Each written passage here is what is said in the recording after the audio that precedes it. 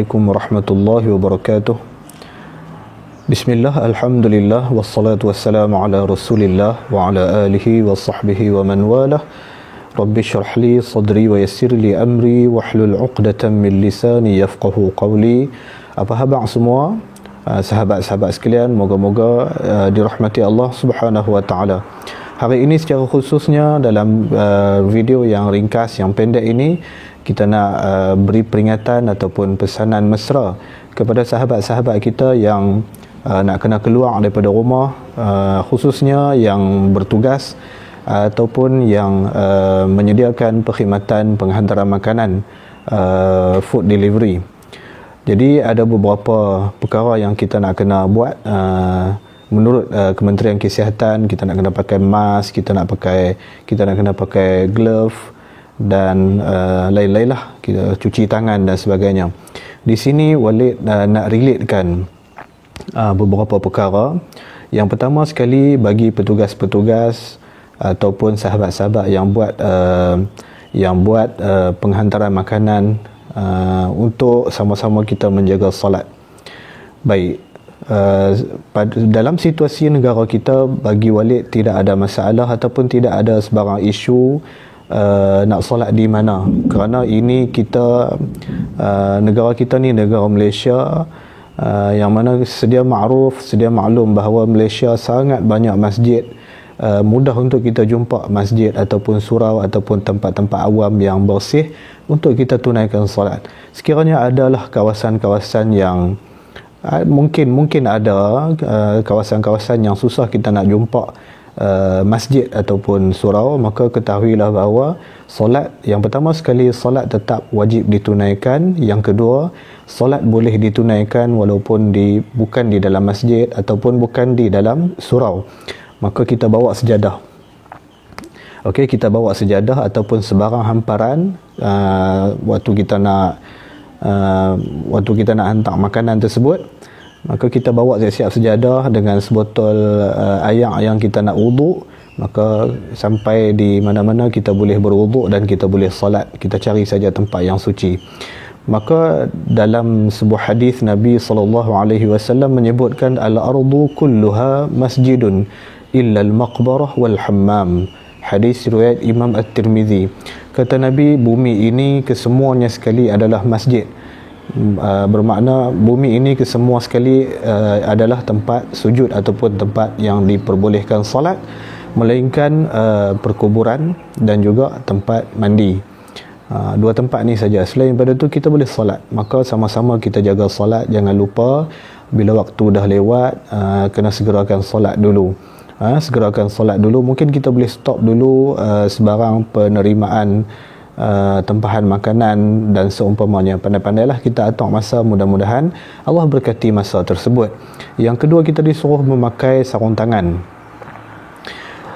Sebenarnya di dalam Islam memang disuruh kita ni sentiasa membasuh tangan. Di antaranya ada hadis yang sangat masyhur, apabila kita ni bangun daripada tidur, maka disuruh kita basuh tangan terlebih dahulu sebelum kita buat apa-apa aktiviti, sebelum kita berwuduk, sebelum kita mandi, sebelum kita sentuh makanan dan sebagainya. Bangun saja tidur, kita disuruh cuci tangan terlebih dahulu. Maka kata ulama, sunnah ini, yakni membasuh tangan, sunnah ini kekal walaupun pada hari ini kita mungkin boleh pakai glove tidur kan, tapi walaupun Nabi kata kamu tidak tahu di mana kamu letak tangan kamu sewaktu kamu lena, tetapi Islam menunjukkan, Islam mengajak kepada kita bahawa kebersihan itu terlalu penting untuk diutamakan, sehingga bangkit daripada tidur disuruh kita basuh tangan dulu sebelum buat apa-apa, sebelum makan, dan banyak lagi lah. Kalau kita baca tentang Islam ini, sangat banyak disuruh jaga kebersihan, terutamanya membasuh tangan. Kata Nabi SAW, man ahabba an yukaththira Allahu khaira baitihi falyatawadda idza hadara ghada'uhu wa idza rufi'a. Hadis riwayat Ibnu Majah. Kata Nabi, barang siapa yang suka untuk Allah perbanyakkan kebaikan di dalam rumahnya, maka hendaklah dia membasuh tangan ketika hendak makan dan juga membasuh tangan ketika setelah selesai daripada makan. Maka daripada dua riwayat tadi, yang pertama menunjukkan kita bangkit saja daripada tidur, kita disuruh basuh tangan sebelum buat apa-apa aktiviti, sebelum sentuh apa-apa. Yang keduanya, ketika nak makan, Nabi kata ketika nak makan basuh tangan dan basuh juga selepas daripada makan.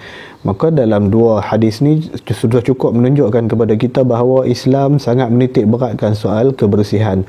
Maka pada hari ini kita diwajibkan pakai, seolah diwajibkan pakai sarung tangan, menunjukkan betapa Islam telah menunjukkan semua ini kepada kita setelah sekian lama suruh kita jaga kebersihan. Adakah sebelum ini, sebelum berlakunya lockdown ataupun PKP ini, kita adalah orang yang sentiasa membasuh tangan sebelum makan dan selepas makan?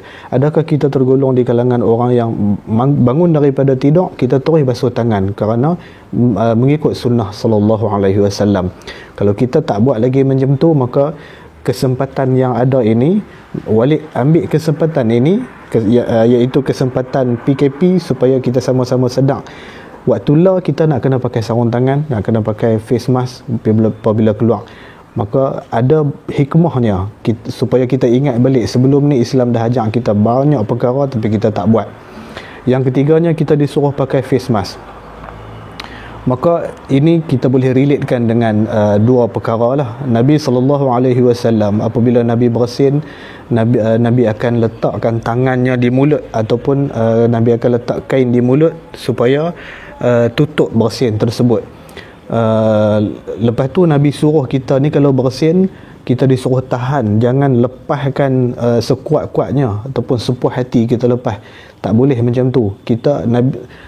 Nabi SAW suruh dua perkara dalam bab bersin. Yang pertama, tutup mulut. Yang kedua, riwayat menyebutkan ada Nabi tutup mulut dengan tangan, ada Nabi tutup mulut menggunakan kain. Yang kedua, ketika bersin, Nabi tak bagi kita ni lepas sekuat-kuatnya. Nabi kata orang kata minimum yang mungkin suara kita keluar tu, supaya bersin kita tu tak tersembur. Orang kata kan, orang Kedah kata tak tersembur keluar banyak sangat.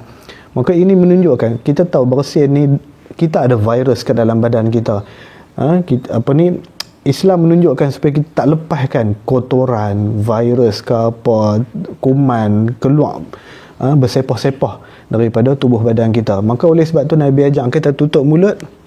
Kemudian Nabi ajak kita perlahankan bersin tersebut, tahan seboleh yang mungkin. Bukan tak bersin, tapi tahan. Tahan seminimumnya yang kita boleh.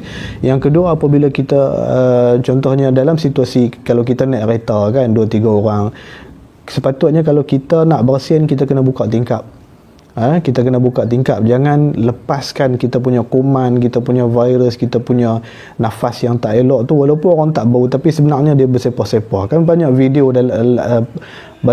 hari ni orang tunjukkan macam mana virus tersebar melalui pernafasan, melalui bersin kan. Ni semua dah ada. KKM dah tunjukkan pada kita. Maka Islam telah tunjuk lebih awal, Nabi suruh kita tutup mulut kita ketika bersin. Maka kebaikannya di sini kita dapati apa dia? Hari ini kita disuruh pakai face mask. Sebahagian kedai-kedai convenience store tidak benarkan masuk kalau siapa yang tak pakai face mask. Tengok betapa seriusnya keadaan pada hari ini, sedangkan soal menjaga kotoran lah, kita kata secara umumnya, menjaga kotoran daripada mulut kita keluar tersebar kepada orang lain, ini sudah ditunjukkan oleh Nabi SAW 1400-500 tahun yang lepas. Ini kebaikan yang kita sering abaikan ataupun kita lupakan sebelum ni. Maka hikmah daripada PKP ini ada 3. Boleh tengok, kita kena jadi orang menjaga solat walaupun kita sentiasa sibuk dengan food delivery. Yang kedua, patuhi pakai face mask. Patuhi walaupun tak ada kedai yang larang kita, ataupun kita keluar tu naik motor, tak ada roadblock yang nak check kita, tapi kita patuhi peraturan tu, menyebabkan kita ni pertama mematuhi peraturan yang ditetapkan oleh pihak berkuasa KKM. Yang kedua, insya-Allah kita dapat pahala kerana mentaati ulil amri, kita akan dapat pahala. Yang ketiganya, kita tutup insya-Allah kita dapat pahala sunnah. Kerana apa? Sunnah pada ketika ini menjaga diri kita daripada bahaya, ataupun kita nak bersin. Sunnahnya salah satunya Nabi meletakkan kain. Maka sedia ada dah di mulut kita face mask sebentuk kain lah, kita katakan.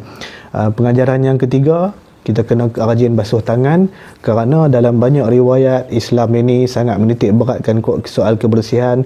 Bangun saja daripada tidur, apa nak buat pun mesti basuh tangan dulu. Siapa basuh tangan setelah bangun daripada tidur, maka dia dapat pahala sunnah. Di sini pengajaran atau hikmah yang sangat besar kepada kita. Maka kita berdoa kepada Allah Subhanahu Wa Taala untuk hantar kepada kita banyak kebaikan di sebalik ujian, di sebalik bala yang tengah Allah turunkan kepada kita dalam bentuk ujian yang sangat besar ini. Moga-moga dengan itu Allah ajak kita banyak perkara. Maka beruntunglah orang-orang yang dikategorikan sebagai ulil albab, sentiasa mencari hikmah Allah Subhanahu Wa Taala. Kenapa Allah jadikan demikian, kenapa Allah tidak jadikan demikian.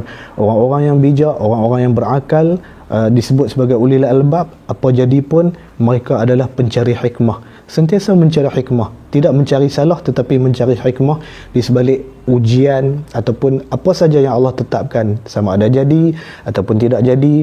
Maka orang-orang yang bijak, ulil albab ini sentiasa menjadi orang yang mencari hikmah Allah Subhanahu Wa Taala. Moga-moga video pendek ini ada banyak manfaat untuk Walid sendiri dan juga kepada sahabat semua.